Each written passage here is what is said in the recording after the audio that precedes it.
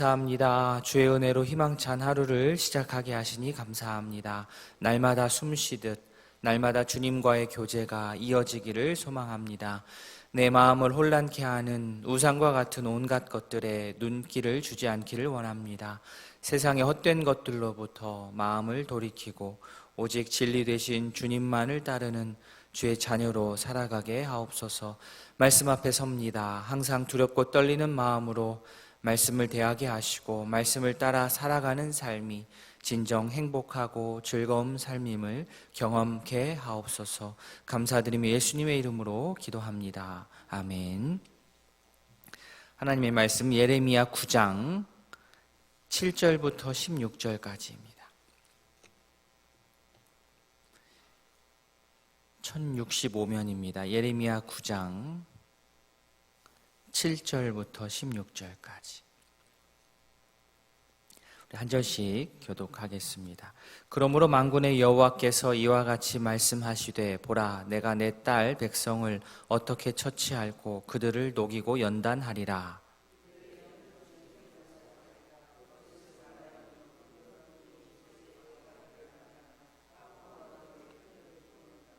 내가 이 일들로 말미암아 그들에게 벌하지 아니하겠으며 내 마음이 이런 나라에 보복하지 않겠느냐 여호와의 말씀이니라.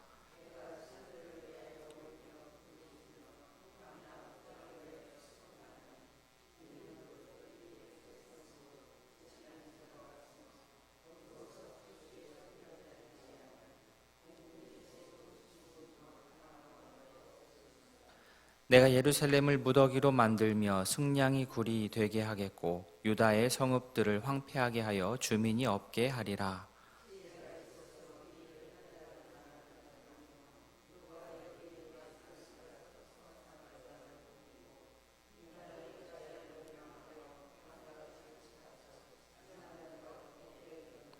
여호와께서 말씀하시되 이는 그들이 내가 그들의 앞에 세운 나의 율법을 버리고 내 목소리를 순종하지 아니하며 그대로 행하지 아니하고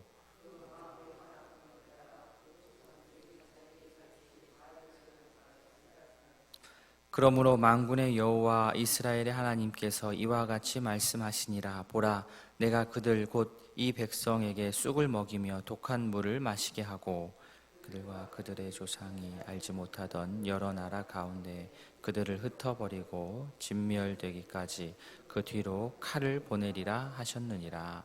아멘.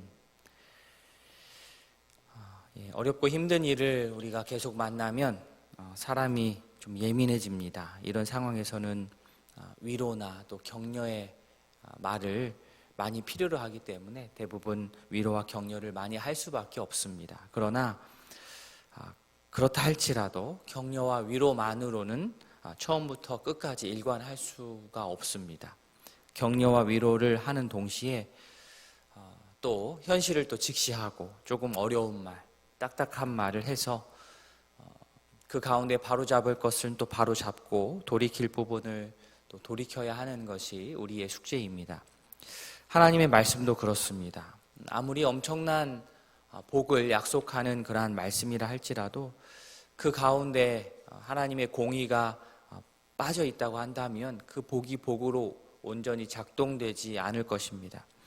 오히려 반대로 날카로운 어떤 심판의 메시지라 하더라도 그 말씀이 말씀의 그 의도대로 제대로만 선포가 된다면 오히려 그 가운데 있는 하나님의 복, 하나님께서 약속하시는 진정한 희망을 그 날카로운 심판의 메시지 가운데에서 볼 수 있다라고 생각합니다. 오늘 말씀에서 하나님께서는 이스라엘 백성들을 녹이겠다, 연단하겠다 이렇게 말씀하십니다. 왜 그렇습니까? 8절에 나오듯 그들이 죽이는 화살, 그들의 혀가 죽이는 화살이기 때문입니다. 이 죽이는 화살이라는 것은 이웃에게 평화를 말을 하는데 앞으로는 말을 그렇게 하는데 속으로는 해를 꾸미는 것을 말합니다. 앞에서는 평화를 말하는데 뒤에서는 해를 꾸미는 것, 이런 것은 이중적이다 말합니다.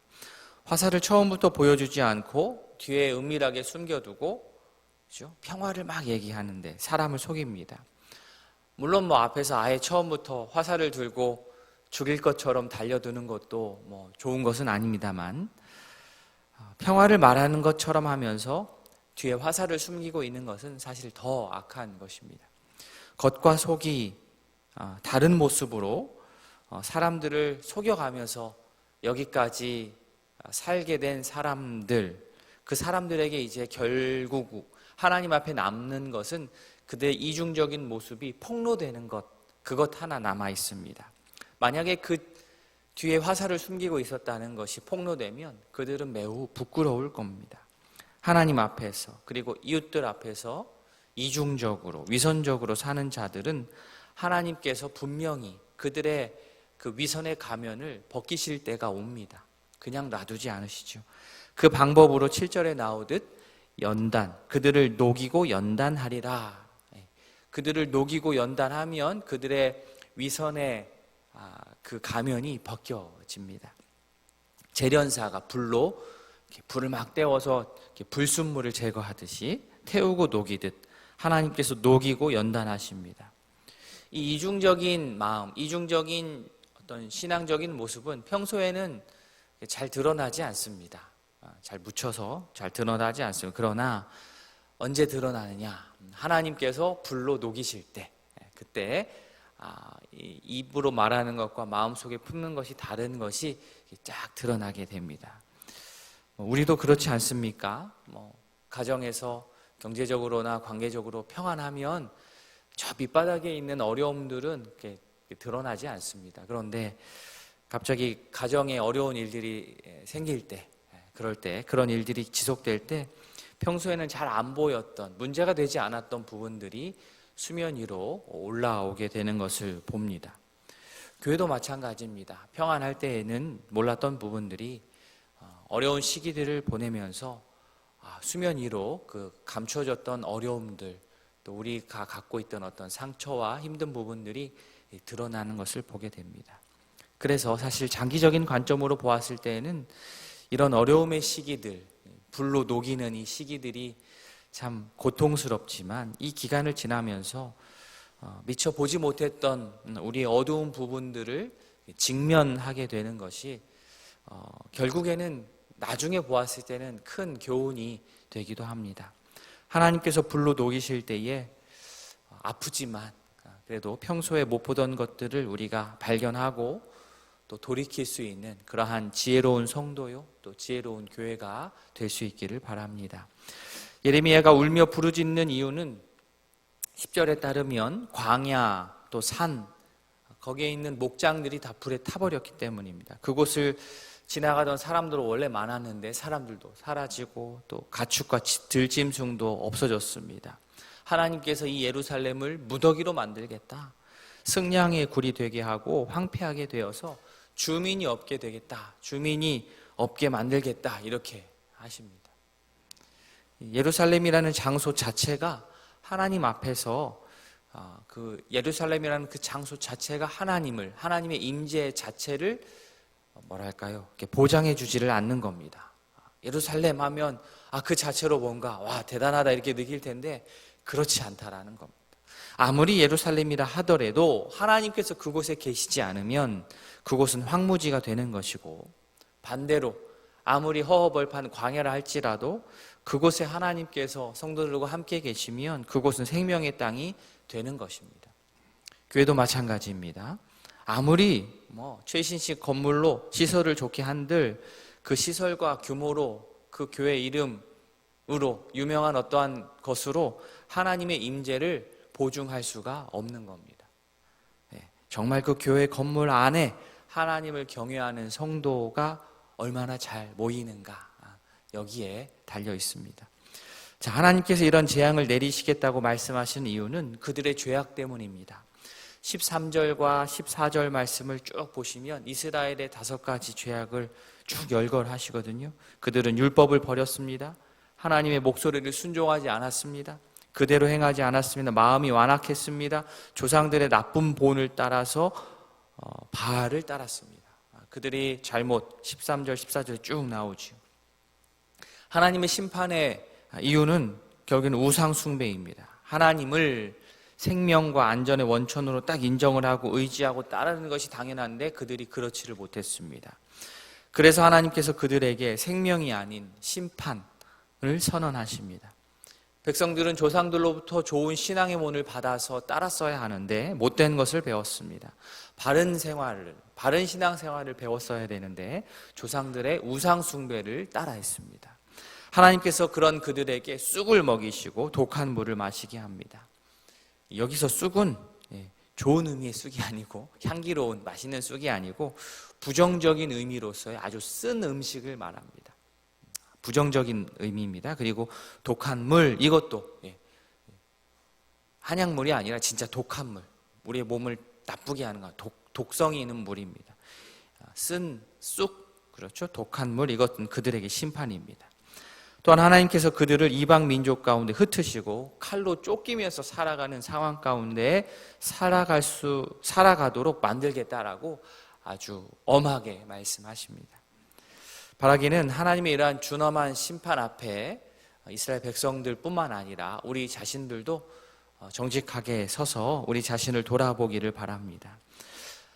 우리 또한 마찬가지입니다. 하나님의 구원의 은혜를 감사하게 또 정말 은혜롭게 우리 마음 가운데 두지 않고 너무나 하찮게 가볍게 그렇게 여겨버리고 그리하여서 하나님이 아닌 다른 것들에 한눈 팔면서 이리저리 기웃거리는 행동을 했다면 이 시간 우리가 그 행동을 멈춰야 하겠습니다.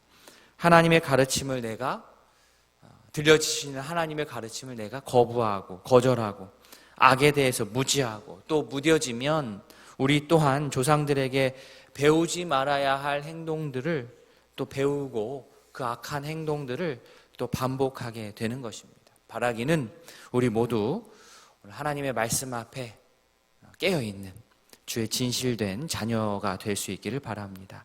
돌이킬 수 없는 심판 이전에, 그렇죠? 돌이킬 수 없는 심판 이전에 성령의 불로 내 안에 불순물들을 태워서 진정 생명의 길을 걷는 지혜로운 우리 모든 성도님들 또 제가 될 수 있기를 진심으로 소원합니다. 아멘.